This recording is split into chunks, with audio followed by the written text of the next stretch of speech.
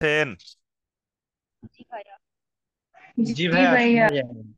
জি ভাইয়া। আচ্ছা, এবার একটু আসি। তাহলে হিমোগ্লোবিন দেখলাম, ঠিক আছে। এবার আসেন,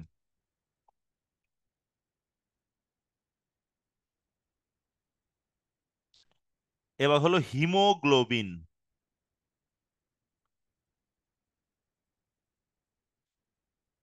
ওকে, হিম। আচ্ছা, হিমগ্লোবিন, তাই তো। হিম আর গ্লোবিন দুইটা পার্ট। গ্লোবিন হলো একটা অ্যামিনো অ্যাসিড,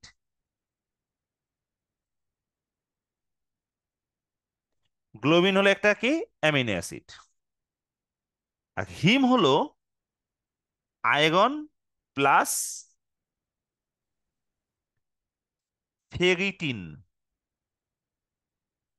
মানে আয়রনের একটা যৌগ। আয়রন বা ফেরিটিন, বা সরি, আয়রন বা ফেরিটিন এর সাথে যুক্ত থাকে পরফাইরিন নামক একটা জিনিস। অর্থাৎ ধরেন এই হলো পরফাইরিন।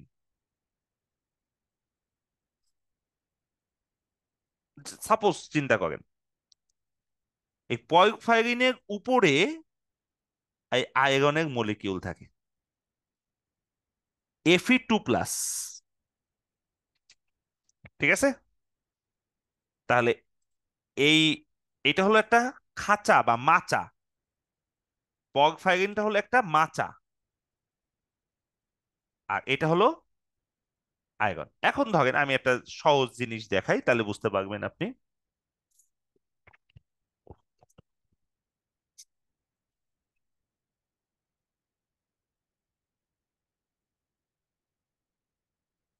আচ্ছা,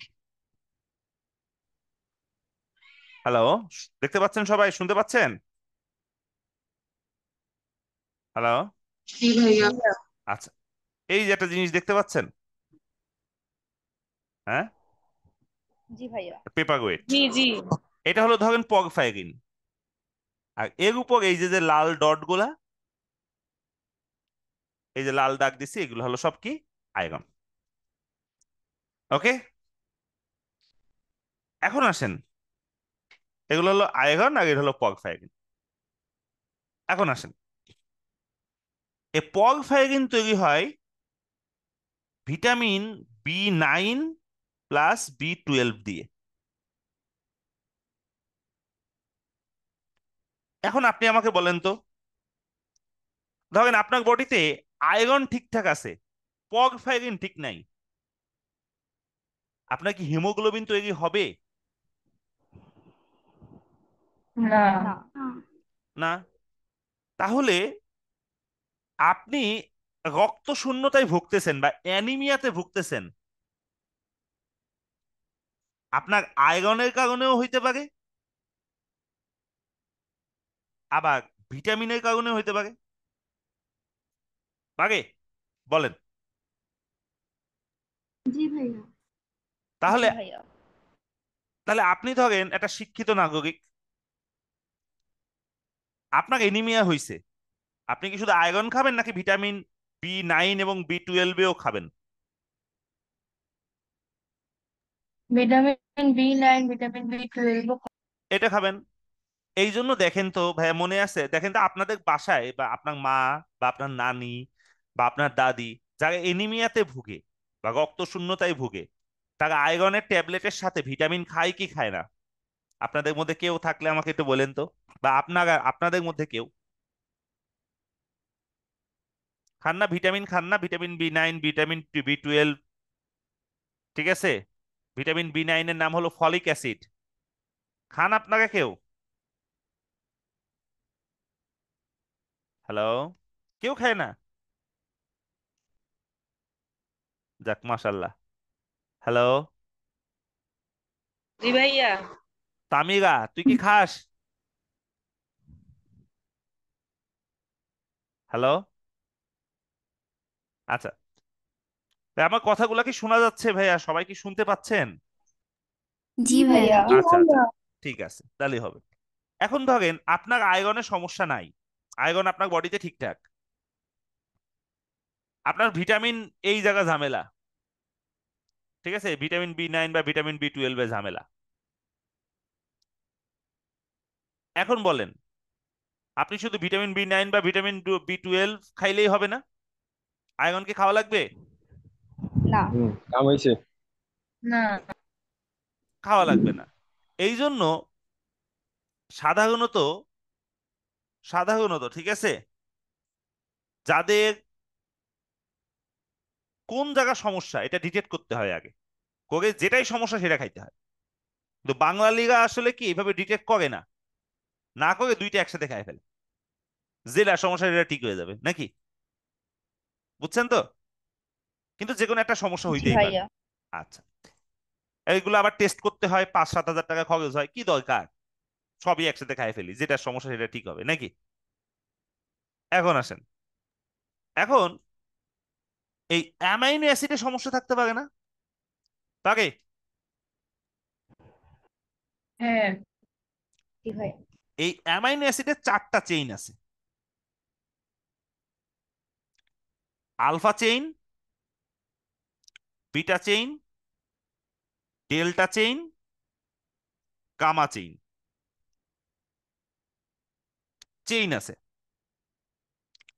যেমন আমি যদি বলি আলফা চেইনে, চেইন মানে কি? Amino acid. তাহলে অ্যামিনো অ্যাসিডের চেইন মানে কি? এই একটা অ্যামিনো অ্যাসিড, এই একটা অ্যামিনো অ্যাসিড, এই একটা অ্যামিনো অ্যাসিড, এই একটা অ্যামিনো অ্যাসিড, এই একটা অ্যামিনো অ্যাসিড, এই একটা অ্যামিনো অ্যাসিড, এই একটা অ্যামিনো অ্যাসিড, এই একটা অ্যামিনো অ্যাসিড। এই চেইনে এতগুলো অ্যামিনো অ্যাসিড মিলিত হয়ে একটা গ্লোবিন নামক একটা প্রোটিন তৈরি করছে। তাহলে গ্লোবিন হলো একটি কি প্রোটিন, যেখানে অসংখ্য অ্যামিনো অ্যাসিড থাকে। অসংখ্য বললে ভুল হবে, 135টা অ্যামিনো অ্যাসিড থাকে আলফা চেইনে। বিটা চেইনে এরকম অ্যামিনো অ্যাসিড আছে, অ্যামিনো অ্যাসিড আছে, অ্যামিনো অ্যাসিড আছে, এরকম অ্যামিনো অ্যাসিড আছে। এটা মোস্ট প্রবাবলি 146টা অ্যামিনো অ্যাসিড আছে এরকম। এমন গোনা আছে, মেডিকেলে যখন পড়বেন মেডিসিনে, তখন এই জায়গায় গোনা আছে যে কোন চেইনে কয়টা অ্যামিনো অ্যাসিড আছে, গোনা আছে এটা আবার, বুঝছেন? কোন চেইনে কয়টা অ্যামিনো অ্যাসিড। ওকে। এখন ধরেন আপনার এই গামা চেইনে এরকম অ্যামিনো অ্যাসিড আছে, ডেল্টা চেইনে এরকম অ্যামিনো অ্যাসিড আছে। তাহলে এরকম অ্যামিনো অ্যাসিড আছে সবগুলা। এখন আমি যদি বলি কোনো একটা চেইনের অ্যামিনো অ্যাসিডে সবগুলা সবার ঠিক আছে, সবগুলাই ঠিক আছে, তাহলে কি কোনো থ্যালাসেমিয়া বা কোনো কোনো রোগ হবে? হ্যালো? না। না। আচ্ছা। না। হ্যালো? জি ভাইয়া।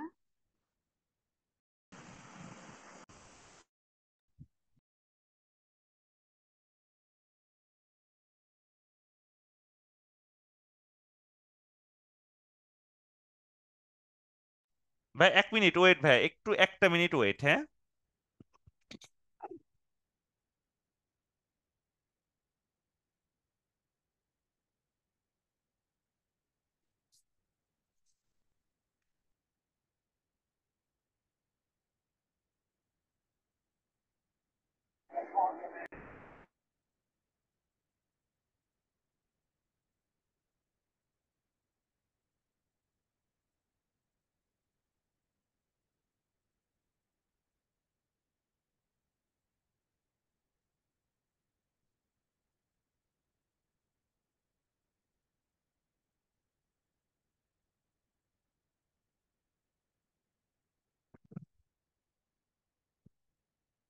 হ্যালো?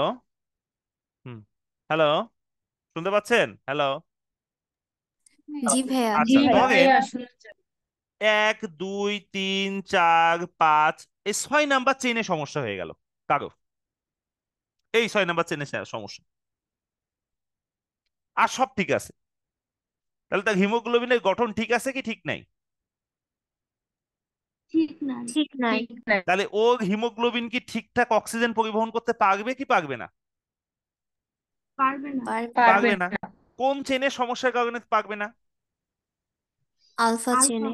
আলফা তাহলে যে অ্যাবনর্মাল হিমোগ্লোবিন হইলো মানে অ্যাবনর্মাল আরবিসি হইলো, সেই অ্যাবনর্মাল আরবিসির জন্য দায়ী কোন চেইন?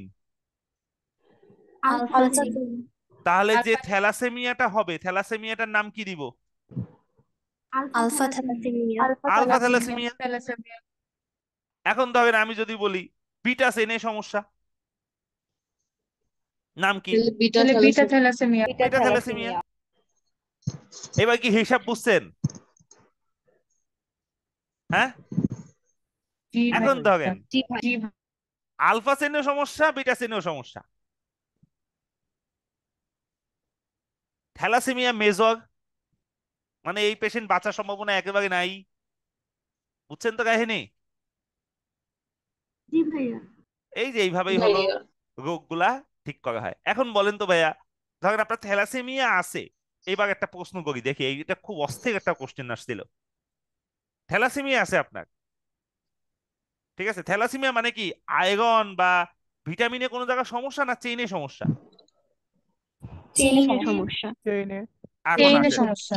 হ্যাঁ, এখন ধরেন আপনার থ্যালাসেমিয়া আছে, আপনি আপনার বডিতে আরবিসি তৈরি হচ্ছে, কিন্তু আরবিসিটা অক্সিজেন পরিবহন করতেছে না। এখন আপনি আমাকে বলেন আপনার বডিতে কি ধরনের সমস্যা দেখা যাবে? মনোযোগহীনতা, ক্লান্তি, শ্বাসকষ্ট দেখা যাবে, কিন্তু আপনার বডিতে আরবিসি কি পরিমাণ কি ঠিকঠাক। ঠিক আছে। কিন্তু আপনি আরবিসি ঠিক থাকা সত্ত্বেও আপনি কিসে ভুগতেছেন? অক্সিজেন স্বল্পতা। অক্সিজেন স্বল্পতায় ভুগতেছেন। এখন আপনি মনে করলেন আপনি আয়রনের জন্য সমস্যা হচ্ছে বা এর জন্য সমস্যা হচ্ছে, আপনি আয়রন বা হলো এইসব ভিটামিন খাওয়া শুরু করলেন, লাভ হবে কোনো? না। এখন ধরেন একটা থ্যালাসেমিয়া রোগী আসলো আপনার কাছে, ধরেন থ্যালাসেমিয়া, আমি একেবারে ডিটেলসে পড়াচ্ছি যেন আজ জীবনে ভুল না হয়, এই জায়গা থেকে তো অস্থির প্রশ্ন আসে, আর রক্ত আমি এইভাবেই পড়াই যেন আজ জীবনে কোনো ভুল না হয়। ধরেন একটা থ্যালাসেমিয়া একটা রোগী আছে আপনার, থ্যালাসেমিয়া রোগী আছে, তার অ্যাবনর্মাল হিমোগ্লোবিন আছে, অ্যাবনর্মাল আরবিসি বা হিমোগ্লোবিন। এই হিমোগ্লোবিন দিয়ে আপনি কি কোনো কাজ করতে পারবেন? অক্সিজেন পরিবহন না। পারবেন না। তাহলে আপনার নর্মাল হিমোগ্লোবিন বাইরে থেকে কি করতে হবে? নর্মাল হিমোগ্লোবিন বাইরে থেকে কি করতে হবে? বা নর্মাল দিতে কি হবে। হিমোগ্লোবিন বা আরবিসি বাইরে থেকে নিতে হবে নাকি? নিবেন। প্লাস এই আরবিসি যেন নষ্ট না হয়, তাই আপনি কি করবেন? স্প্লিন কেটে ফেলবো। কিন্তু আপনি কি একটা জিনিস ভুলে গেলেন, আপনার বডিতে তো অ্যাবনর্মাল হিমোগ্লোবিন তৈরি হচ্ছে, তাহলে আপনার কি সমস্যা হবে? বাইরে থেকে আরবিসি নিচ্ছেন, ভেতরে আবার অ্যাবনর্মাল আরবিসি তৈরি হচ্ছে, রক্তের ঘনত্ব বা ডেনসিটি অনেক কি হয়ে যাবে? বেড়ে যাবে। বেড়ে যাবে। আর রক্তের ঘনত্ব বেড়ে গেলে কি হবে ভাইয়া? আপনি তো শেষ। ঘনত্ব বেড়ে গেলে তো রক্ত জমাট বেঁধে যাবে, জমাট বেঁধে গেলে তো আপনি মারা যাবেন নাকি? নাকি? জি ভাইয়া। তাহলে আপনার কি শুধু বাইরে থেকে রক্ত নিলেই হবে নাকি অ্যাবনর্মাল হিমোগ্লোবিন তৈরি কি করতে হবে? হ্রাস করতে হবে। বন্ধ করতে হবে। এইবার বলেন তো অ্যাবনর্মাল তৈরি বন্ধ করার জন্য আপনি কি উদ্যোগটা নেবেন এখানে? আপনি আলফা চেইন অ্যামিনো অ্যাসিড খাওয়া বন্ধ করে দিলে তো হবে না, তাহলে তো আপনার বডির অন্যান্য প্রোটিন তৈরি হওয়া সব বন্ধ হয়ে যাবে। হয় ভিটামিন বি9 বা ভিটামিন বি12 বন্ধ করতে হবে, অথবা কি বন্ধ করতে হবে? কোনটা খাওয়া বন্ধ করতে হবে? আয়রন। আয়রন জাতীয় খাবার। ভিটামিন বি9 আর 12 বন্ধ করা যাবে না, কেন? এটা আপনার ব্রেন ডেভেলপমেন্টে সহায়তা করে বা নিউরনে হেল্প করে। তাহলে বন্ধ করতে হবে কোনটা? আয়রন। আয়রন সমৃদ্ধ আয়রন খাবার। খাওয়াই যাবে না। আয়রন জাতীয় আয়রন জাতীয় কোনো খাবার খাওয়াই যাবে না। খাইলে কি হবে, ঝামেলা হবে না? এবং আয়রন জাতীয় খাবার যেন আপনার বডিতে অ্যাবজর্ব না হইতে পারে তাই একটা ওষুধও খাইতে হয়। ওই যে মেহেজাবিন, একটু আগে যে মেহেজাবিন কি আছেন এখন? জি ভাইয়া। তোমার মা কি আয়রন জাতীয় কোনো খাবার খাওয়া কি এলাও না নিষেধ? নিষেধ। নিষেধ। দেখছো কেন? তাহলে দেখো আজকে থেকে সবকিছু ভাই বুঝবা, এগুলো হলো বুঝার জিনিস, বুঝছেন? কারণ কেউ যদি দেখেন, আমি কিন্তু আপনাকে খুব সুন্দরভাবে আস্তে আস্তে আস্তে আস্তে বুঝাইছি, এবং আপনি কিন্তু এখন কিন্তু এই যে দেখেন, ও এতদিন কিন্তু জানতো না। মেহজাবিন, তুমি কি এতদিন জানতা যে তোমার মা কেন আয়রন খায় না? না, জানতাম না। এই যে এখন ক্লিয়ার, বোঝা গেল? জি ভাইয়া। এইভাবে হলো ক্লিয়ার হইতে হয়, তাহলে মেডিকেলটা খুব মজা লাগবে। কিন্তু আপনি যদি মুখস্থ করতে চান, এটা কখনোই মজা লাগবে না। ঠিক আছে, এটা হলো এই হলো সিস্টেম। এখন বলবেন ভাইয়া, এগুলা কি আমাদের আসলে দরকার আছে নাকি? অবশ্যই আছে। দেখেন আপনাদের বইতে সব কিছু কিন্তু দেওয়া আছে এগুলা। এগুলা কিন্তু এই যে দেখেন 16 গ্রাম হিমোগ্লোবিন, তারপর 100 ml রক্তে কি কি থাকে, এই যে হিমোগ্লোবিন 90% হিমোগ্লোবিন থাকে, এগুলো সব আছে আপনাদের বইয়ের ভিতরে। ঠিক আছে, এগুলো আপনার জানতে হবে, তা না হলে আসলে আসল অনেক কিছু জানতে পারবেন না। এখন আসেন, আপনি কি জানেন নিউবর্ন যেটা থাকে, নিউবর্ন বেবি 100 ml রক্তে হিমোগ্লোবিন থাকে 29 গ্রাম, যেখানে আমাদের থাকে কত? 16 গ্রাম। 16 গ্রাম। 11।